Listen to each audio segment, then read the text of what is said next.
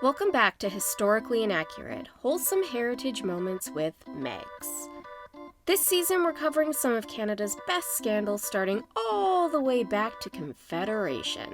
It's been a while, I know, I'm sorry. But this week's Canadian scandal is a good one because this week we are going to cover Canada's first political sex scandal. Ooh, salacious. That's right, the Munsinger Affair was Canada's first national political sex scandal. We've got prostitution, espionage, and violations of national security. The Munsinger Affair traces its roots to the Cold War era, when the Western world was gripped by ideological tensions between the United States and the Soviet Union. Sounds familiar, right? In the midst of this international climate, the Canadian government, led by Prime Minister John Diefenbaker, faced an unexpected storm that would test its integrity and leadership. In 1961, Gerda Munsinger, a German immigrant and former call girl, came to public attention as allegations of espionage, prostitution, and potential compromise of national security emerged. At the center of the Munsinger Affair were two significant figures, Gerda Munsinger herself and Minister of National Defense Pierre Sévigné. But let's start with Pierre, shall we? Pierre was born on January 27, 1917 in Ottawa, Ontario, into a family of politicians. His father, Albert Sévigné, was the Speaker of the House of Commons in 1916. Initially, Pierre pushed aside his family's history in favor of Hollywood. He went as far as screen testing at MGM in 1935, but that life ended up not being for him. He returned to Canada, where he dabbled in real estate, the import-export business, and even wrote a fiction column under the name Peter Maple for the Saturday Evening Post. Sévigné's military career began during World War II when he joined the Royal Canadian Air Force. He flew combat missions as a bomber pilot and received several accolades for his service. He even lost a leg in the Battle of the Rhineland. After the war, Sévigné continued his military career, rising through the ranks and eventually becoming a wing commander in the Canadian Air Force Reserve. After the war, Sévigné ventured into politics. He joined the Progressive Conservative Party and successfully ran for a seat in the House of Commons in the 1958 federal election. In 1960, he was appointed Minister of National Defense in Prime Minister John Diefenbaker's cabinet. And this is where Gerda comes in. Gerda Hessler was born on August 10, 1929 in Königsberg, East Prussia, now modern-day Kaliningrad, Russia. During the war, she was drafted as a labor worker and claimed to have been kept as a prisoner in a Russian concentration camp until 1948. While in Germany, Gerda had been arrested for espionage by the American Border Police in 1949 after making several crossings between East and West Germany. It was believed by Western intelligence officers that Gerda had served as a Soviet spy, and that she had lived with a KGB officer during the late 1940s. After her arrest, she went to work as a secretary at a hotel where she provided secretarial services to Dwight Eisenhower and his wife. She first attempted to immigrate to Canada in 1952, but her application was rejected due to security concerns.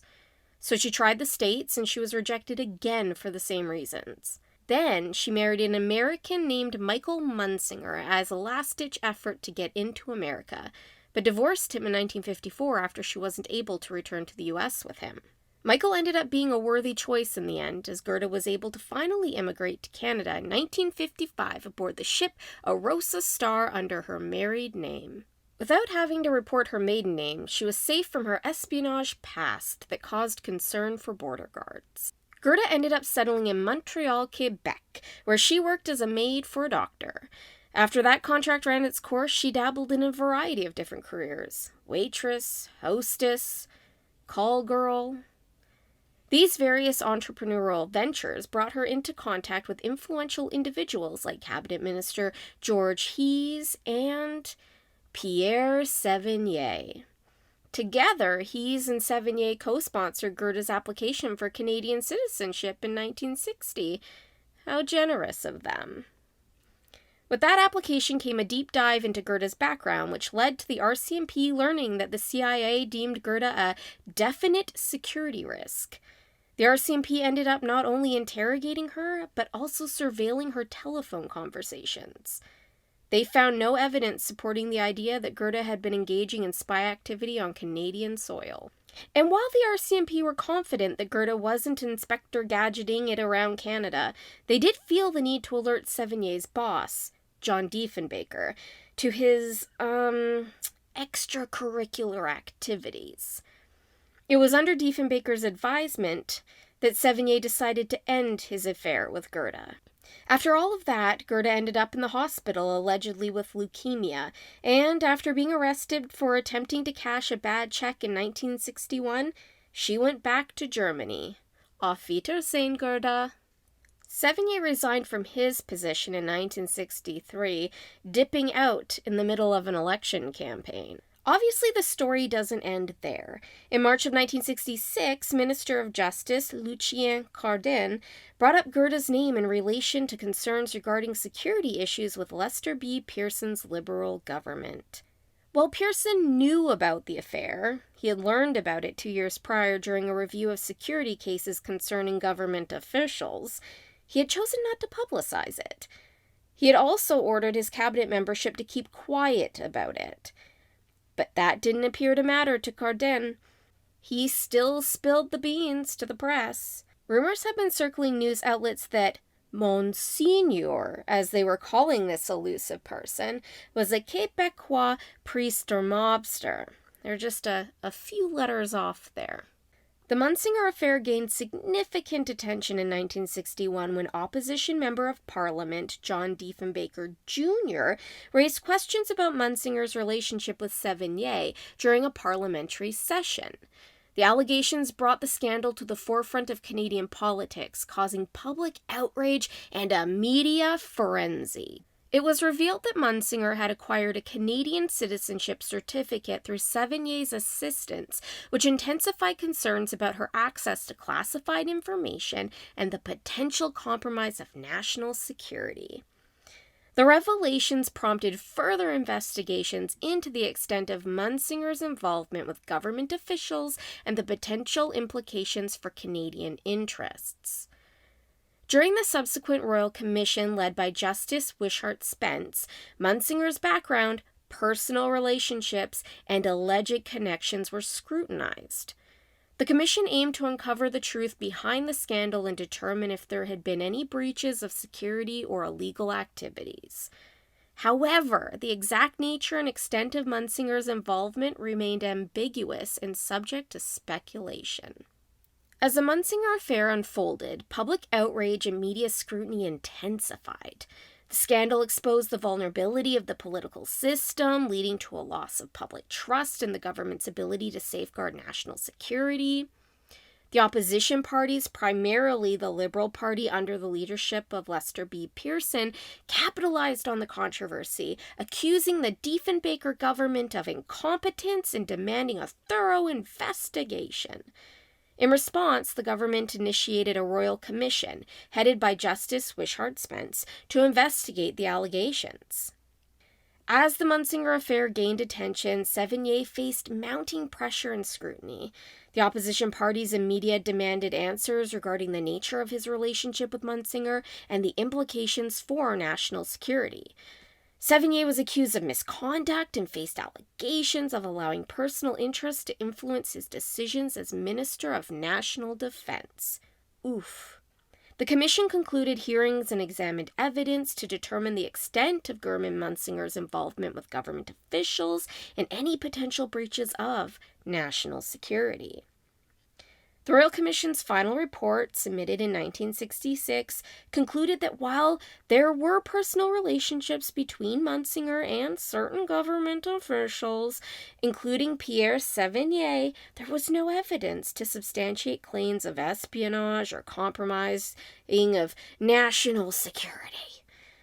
The Commission did not find any concrete evidence that Munsinger had engaged in activities that posed a threat to Canada's interests. However, the report did highlight shortcomings and vulnerabilities within the Canadian security system. It criticized the lack of effective protocols and procedures to protect against potential security breaches and recommended improvements to ensure stronger safeguards for Canadian national security. We really care about national security, you know? The conclusion of the Royal Commission, while not definitively establishing the full extent of Munsinger's involvement or confirming espionage activities, did bring some clarity to the situation, though. It helped dispel some of the speculation surrounding the scandal, although questions and debates surrounding the affair continued to persist.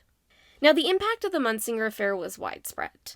It eroded public trust in the government and its ability to uphold, again, national security. The revelation that a call girl with potential ties to espionage had access to high-ranking officials raised concerns about the integrity and competence of those in power. The scandal highlighted the vulnerability of democratic institutions and the potential for personal indiscretions to compromise national interests. It led to political instability, particularly for the Diefenbaker government. Prime Minister John Diefenbaker faced criticism for his handling of the scandal and his perceived inability to maintain control over his cabinet. The scandal contributed to a loss of confidence in Diefenbaker's leadership, ultimately leading to his government's defeat in the 1963 federal election. The scandal bolstered the position of the Liberal Party, led by Lester B. Pearson, and the opposition parties in general. Opposition politicians seized the opportunity to highlight the government's alleged incompetence and lack of transparency, using the Munsinger Affair as a rallying point to question the Diefenbaker government's ability to govern effectively. It demonstrated the power of the media in shaping public opinion and driving political narratives. The scandal received extensive media coverage, fueling public outrage and intensifying pressure on the government. The media's role in uncovering and disseminating information about the scandal contributed to its widespread public knowledge and the subsequent demand for investigations and accountability. Ultimately, the Munsinger Affair promoted a reevaluation of security protocols and procedures within the Canadian government. The scandal exposed vulnerabilities in the system, highlighting the need for more stringent measures to protect national security and prevent unauthorized access to classified information.